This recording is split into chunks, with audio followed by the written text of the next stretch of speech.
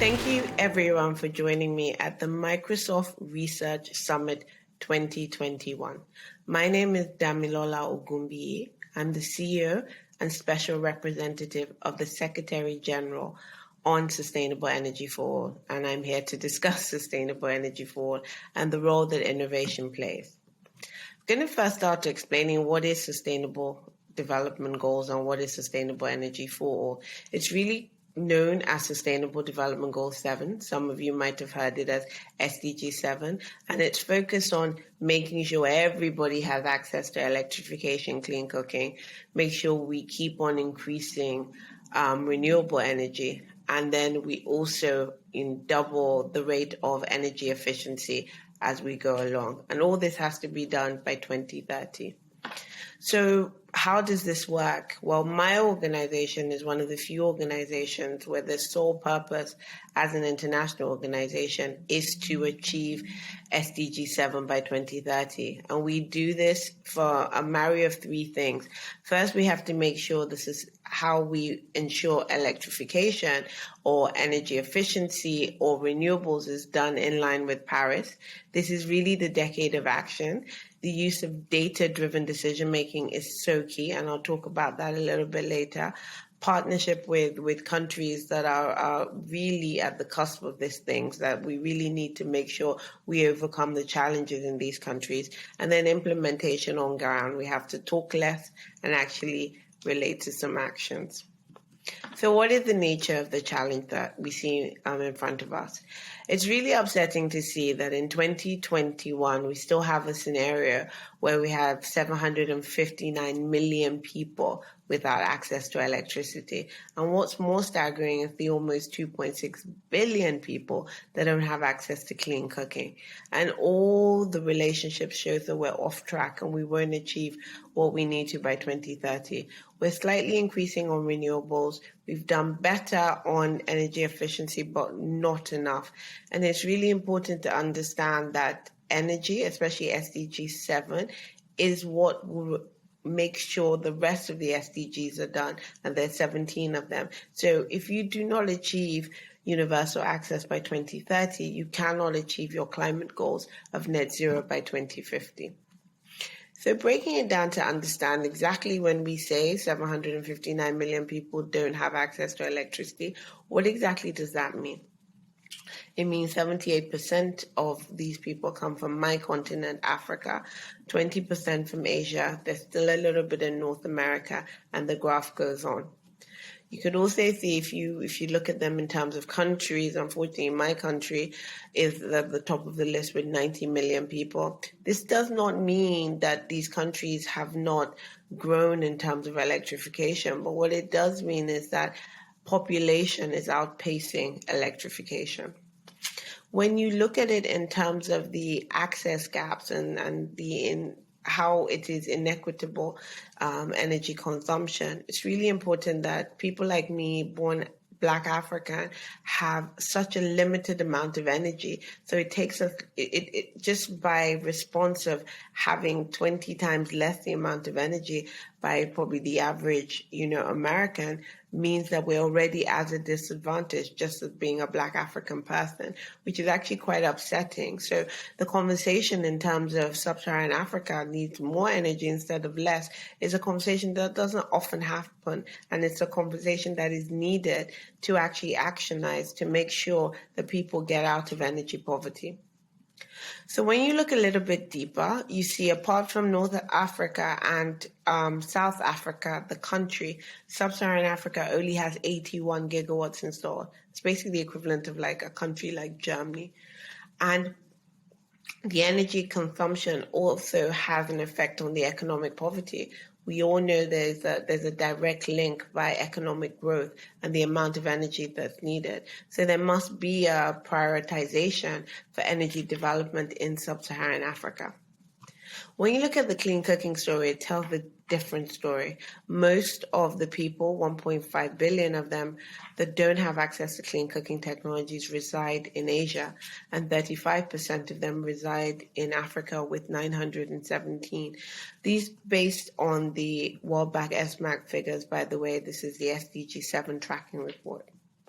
When you look at that in terms of countrywide, you see China and India are top, and then Nigeria comes in less. These are huge populations in China and India as well, and we feel that 80% of the clean cooking challenge is actually within 10 countries in Asia and 10 countries in Africa. So when you're looking at how to focus, you need to focus on places with high populations with deficits of electrification and clean cooking. It's also important to understand just what the global clean cooking threat actually really means. When we say this, most of them actually affect women and children more. It means that especially women are spending 5 hours a day on cooking, what we probably take half an hour to do. But more upsettingly, it's actually the cause of about 4 million people actually die prematurely every single year. And just what it does to the environment, the constant cutting of trees and the constant black carbon emissions is a significant contributor to climate change. I'm not going to go into this. This looks at the share of modern renewables. But again, it shows that with renewables and modern renewables, we're doing better, but we could do much, much better. The same thing for energy intensity. I'm not going to go too much detail into energy efficiency, but I wanted you to see what the different continents have done and to show that we have to get back on track and we have to be on track for the 3%. So what do you think the role of innovation will be? There's a lot of innovation that has come just because of this pandemic. But more importantly, what we are faced with, not wasting a good pandemic. And I know that sounds terrible, but what it does is it allows us to build structures that allows us to basically build back better and recover better with sustainable energy. And we need to do this because this is the best way for economic stimulus. This is the best way for increasing jobs and really rethinking the economies of our societies. So why build back better and why focus on sustainable energy? Well, first, for every 1,000 connections you do with decentralized energy solutions, you can create 25 jobs. You lose a lot more food if you create the cold chains.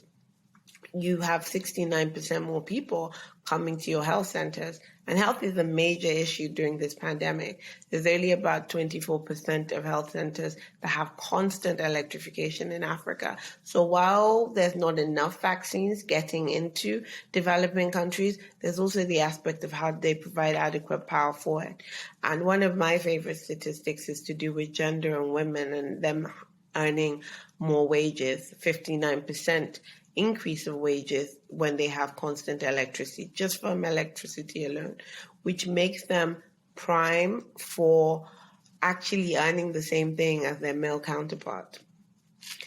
To talk about other different innovations, one of the key things that everyone who knows me is the role that data plays. And data plays a role in terms of determining where are these people, what is the best power source to get to them, how much energy do they need, what are the payment platforms they would require, and a whole host of other things that we can actually map out through integrated energy plans and also help countries develop what is their energy transition plan. When do they have to transition out of fossil fuels?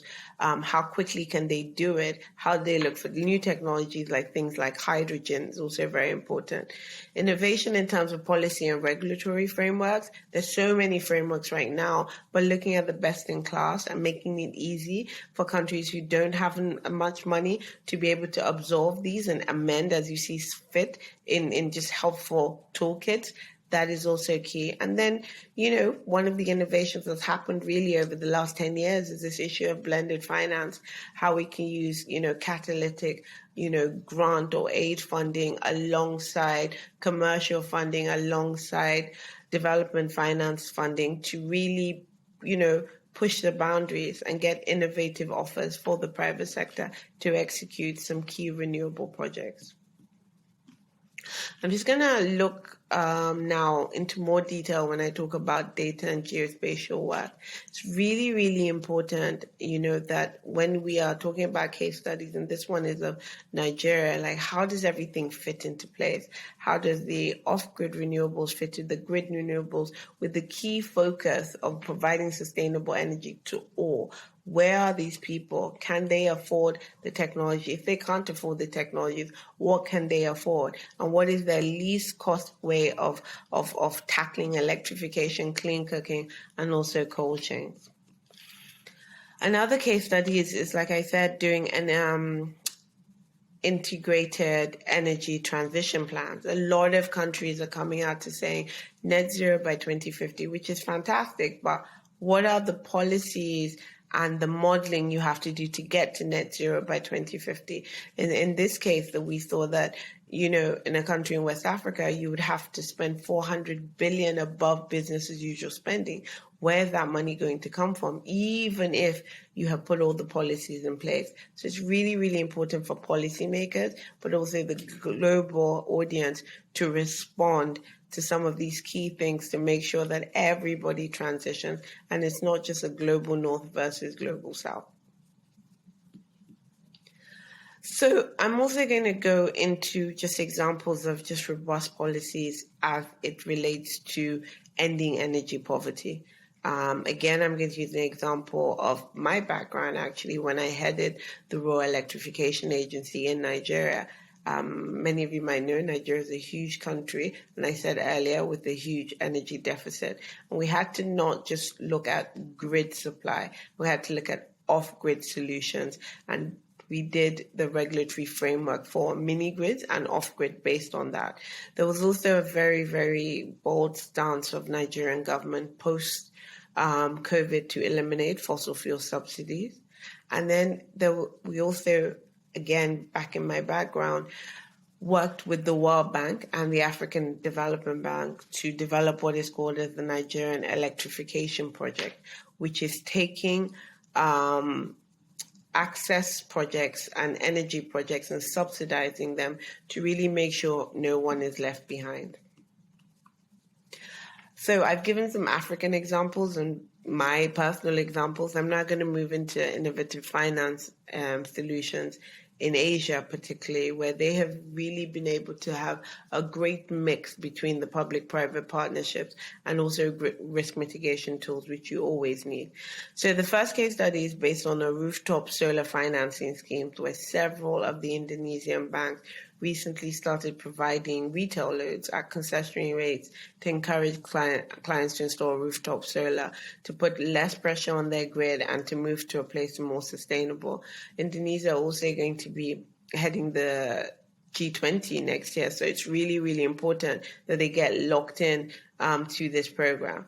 It was a competitive credit market for solar energy technology, so it allowed people to try out different technologies, even with battery storage and other types of technologies to make sure, and it was financed at the back of that. And the great thing about it is that, they increased the usage from about 200 people to 3,000 households between 2018 and 2021. And there's other impacts in retail that they're working on as well.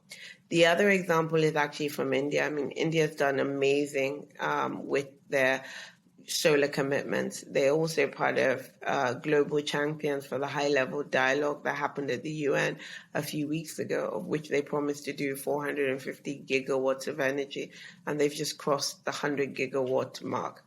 Again, there was a lot of innovative hedges in terms of risk mitigation, putting in terms of emerging markets, especially in green bonds instruments. We see a lot of countries now coming up and issuing green bonds, but what makes India's really kind of groundbreaking is just the sum of money, 14.4 billion.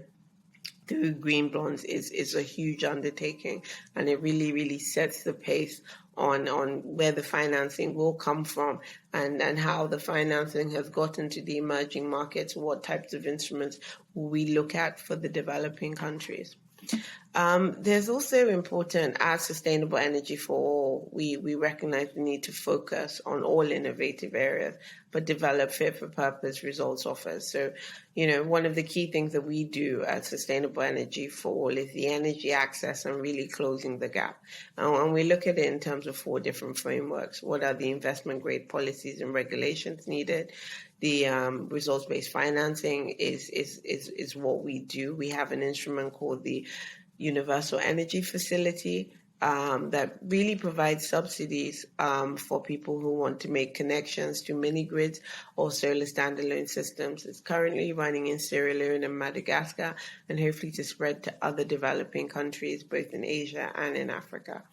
Then we, like I showed you earlier, we're very kind of laser focused on universal integrated energy planning. We think energy planning is really key to even to cost and see what it takes for you to reach universal access and the different instruments you can do to actually get there. But understanding that and seeing that in a plan is critical. And then clean cooking. You really can't leave out clean cooking. Unfortunately, for too long, it's been a stepchild to electrification, but it is very, very key to the development, and it's one of the largest causes of climate change in energy. And then finally, we have a broader work plan that focuses on also many things, but I think what we want to do at Sustainable Energy for All and what is critical to achieve the SDG 7 challenges is everyone coming together. So we do energy diplomacy and advocacy. I do that a lot with a lot of countries to explain to them what needs to be done and, identify all these different nuances. I work with the COP26 team along with my wider team on the Energy Transition Council as I co-chair with the COP president. We focus on energy transitions and climate change with our cooling and efficiency work, the energy access and closing the gap, which I spoke about earlier, and then finally the intersection with other SDGs. And there are 2 key areas we deal with them, which is powering healthcare and women at the forefront. It's important that with the COVID crisis, there's a special look at healthcare and how to make sustainable solutions for developing countries, of which we're working with WHO, Power Africa, and a whole range of other actors on that. And the women at the forefront, why it's a separate thing is that it has to integrate into everything we're doing. I'm very lucky that we have more women than men working at Sustainable Energy for All, but we also have a lot of youth. We have about 41% of our youth under 35. I bring this in because it's really important that all these things come together. I don't think you can talk about true innovation if you don't have some youth. And yes, I think that's it. I've spoken quite a lot. I hope the slides explain themselves. Thank you, the Microsoft Research Summit 2021 for giving me this opportunity to speak today, and look forward to liaising and working, collaborating with you in the future. Thank you.